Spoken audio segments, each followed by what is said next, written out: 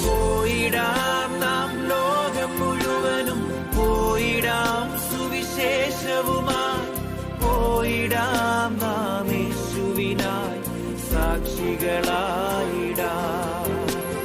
പോയിടാം നാം Sirach chapter 23 verses 1 to 27. O Lord, Father and Master of my life, do not abandon me to their designs. Do not let me fall because of them. Who will set whips over my thoughts and the discipline of wisdom over my mind, so as not to spare me in my errors and not overlook my sins?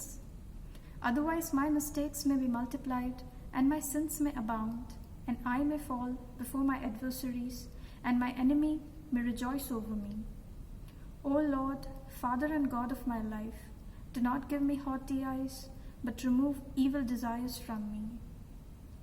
Let neither gluttony nor lust overcome me, and do not give me over to shameless passion.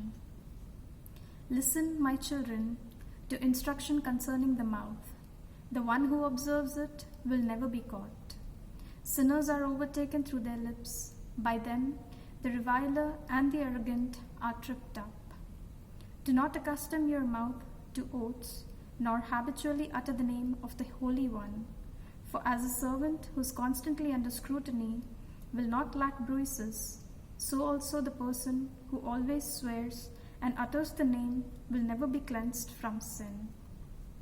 The one who swears many oaths is full of iniquity, and the scourge will not leave his house. If he swears in error, his sin remains on him, and if he disregards it, he sins doubly.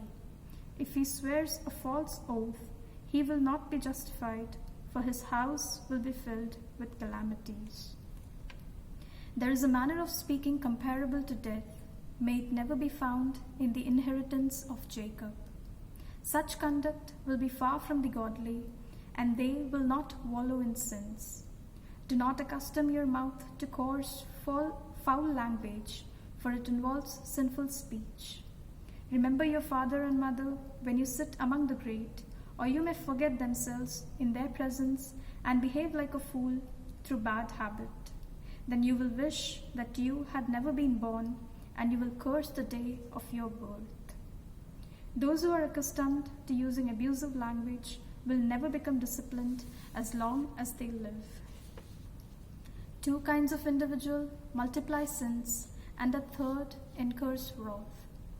Hot passion that blazes like a fire will not be quenched until it burns itself out.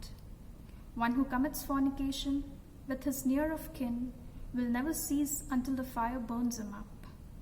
To a fornicator, all bread is sweet, he will never weary until he dies. The one who sins against his marriage bed says to himself, "Who can see me?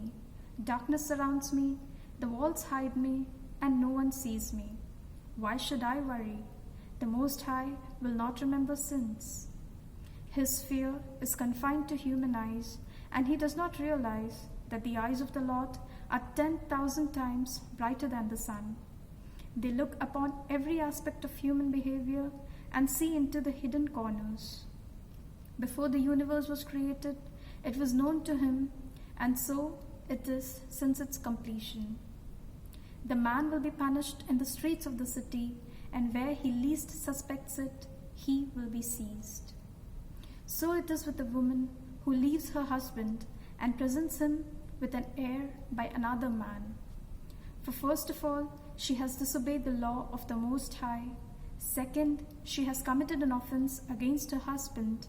And third, through her fornication, she has committed adultery and brought forth children by another man.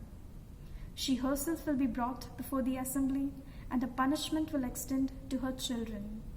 Her children will not take root, and her branches will not bear fruit. She will leave behind an accursed memory, and her disgrace will never be blotted out.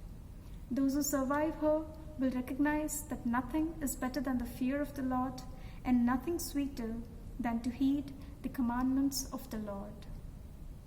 The word of the Lord. Praise to you, Lord Jesus Christ. പോയിടാം നാം